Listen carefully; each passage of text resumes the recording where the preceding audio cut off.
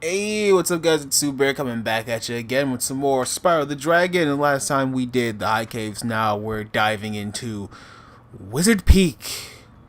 Probably the most magical of the stages in the Magic Crafters world. Now, as you can clearly see, the wizard gimmick here is there's a bunch of wizards. A bunch of pinball wizards. I mean, I don't know if they're blind. I mean, if you blind yourself, maybe you really will be the pinball wizard, but yeah. Very, very ridiculous. Oh, hold on. I'm really loving this music right now. Oh my god, this music. I can't get enough of like PS1 music, you know? Like PS1, like the PlayStation was like a really special era in video games, but yeah, as I was saying, the biggest thing about the stage is that I think, like, for the most part, other than like the ogres that the ice wizards summon, for the most part, the enemies are just wizards. You know what I'm saying? So, oh my god, okay. And because of that, they can be quite annoying. But, you know, nothing too difficult to dispatch, despite me getting almost bodied earlier by a couple of wizards. Let's talk to Jarvis. Welcome to Wizard Peaks. This is my favorite supercharge spot. Use it to bash those wizards. Oh, my favorite supercharged spot. Oh, nah, fam. Nobody likes the supercharges in this game. Or at least I don't really like the supercharges in this game. They're a little annoying, to be honest. I don't like the fact that usually they just go off of like these weird ramps. They just like they just sort of go off in the middle of nowhere. Like I hate it. But whatever, you gotta go with the flow. You know what I'm saying? You gotta go with the flow, man. Oh, man, dude, this music it's like way too good. This music is just dope, like too dope for its own good. The only way to get over there to that platform off in the distance is to, of course, use the super jump. And of course, the only way to get those gems right there is to use... I say super jump earlier? I meant supercharge. The only way to get those gems over there is to supercharge. Yeah, the supercharge is ridiculous. Oh my god, what the... Got a little turned around for a second. I was like, what is going on? Getting snowed on out here. Speaking of snow, I also just beat God of War for the PS4. Oh my god. 10 out of 10. Best game ever made. Like, Red Dead Redemption 2's got some competition. Like, there's... Oh my god, I'm gonna die. Yep, I'm gonna take that fat L right there. Yeah. But, yeah, man. Like... It's gonna be hard to compete with something like that. Okay, there we go. It's gonna be really hard to compete with a game like God of War. Like, jeez, dude, voice acting, art style, you know, like graphics, everything, character development, like everything is just so 10 out of 10 with that game. It's like, I don't know of any games that are out right now that can compete. Just like even on any level with the brand new God of War. That's not me trying to like dick suck the game or anything like that. Like, the game is legitimately good. It's legitimately probably like one of the best games I've played in quite some time, especially from God of War. Like, keep in mind, God of War is just like Kratos just yelling Zeus every 5 minutes. Thank you for releasing me. Oh, you're welcome.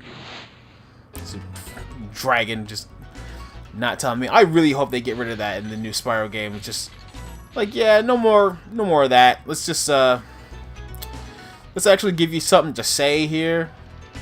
Let's actually give you lines of dialogue. Can we do that?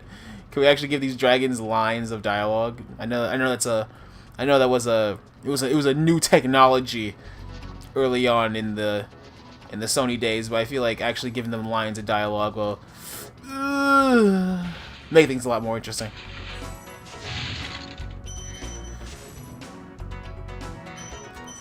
Oh my god! Like I said, here's where the whole like endless, bottomless pit thing comes into play. This entire it's like all the levels in these worlds were literally just built out of nothing. It's like literally God himself just came down and was like, you know what? You know what's missing here? Random death. Like that's what's missing here. Just random death. Thankfully I got out of there pretty easily. Actually, this stage is kind of short. I feel like I just got to this stage. Jesus. This stage is like ridiculously short. But then again, I feel like there's like probably like 500 gems here. So maybe it's not as short as I thought. Oh my god. This again? Really? We're playing Ring Around the Rosie? On a freaking pool of death? Because apparently Spyro can't swim in this game. That's another thing I'm glad they changed in Spyro 2. They actually gave Spyro the ability to swim. Then again, they also made water actually water in Spyro 2 instead of just like, I'm not even sure what exactly to call the water in this game. It's just like goop. I don't even know what to call it, to be honest with you. Listen carefully, Spyro. There's a secret area in the artisan home. It is at the waterfall. Try jumping on the stones there. Artisan home, waterfall. Sounds good. Ah, so they wait this long to tell you that if you just jump on every stone at the waterfall in the artisan home world, you'll actually unlock the speedway there. Yeah, I did that anyway. I mean, you know, it was kind of a no-brainer, really. I mean, not that everyone is supposed to just figure that out just off the rip, but you know, as a kid, I kind of put two and two together and just figured that was just how you did things, you know. Now we get into the part of the stage which is super annoying. We have to find a way to get to the outside of these, I guess, towers or something like that. Wherever these things are, whatever you want to call these things. See, because the outside of these is the only way we're actually going to get the rest of the gems. See, there's enemies up there, there's gems up there, but I'm honestly not entirely sure. Oh, nope, never mind. Found it. Actually, I kind of wish I did this before I actually did the rest of the stage, because that way I could have just left.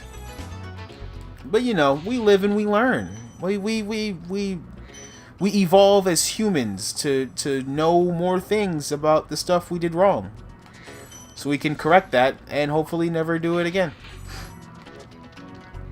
Little food for thought, little philosophy, you know, little philosophy coming from your boy, coming from your man. Yeah, your home bear. Your home bear? That sounds all types of wrong. But anyway, it's ridiculous. Just climbing over these large ice pyramids, like, super weird right now.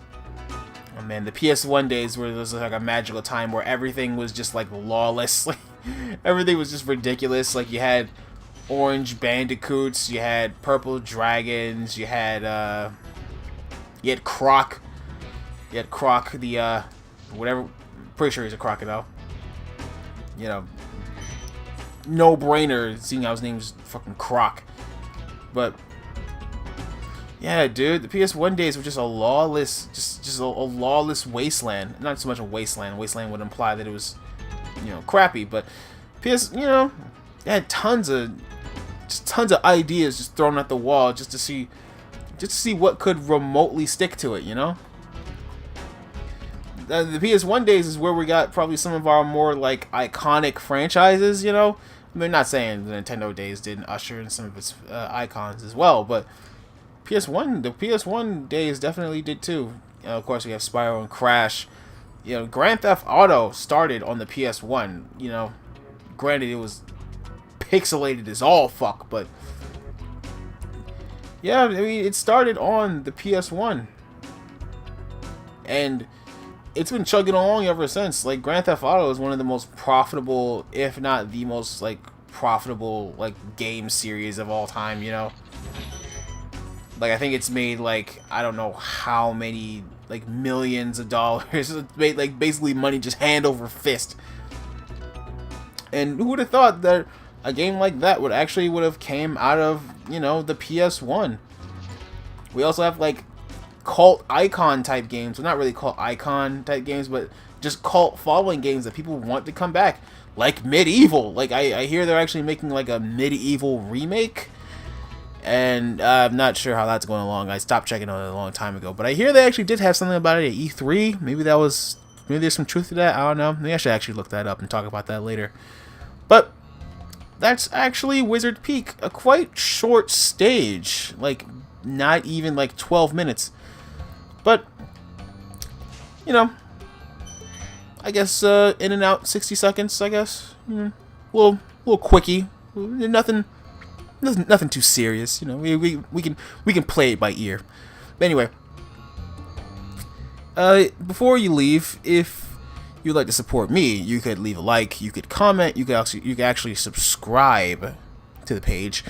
You could also dislike it if you want. You can leave negative comments. Like I said before, I don't think you're allowed to do that. You probably shouldn't do that because it would make me kind of sad. But, you know, comments are comments. People's people, you know, it's just people doing things. Anyway, with all that being said, I will see you guys later.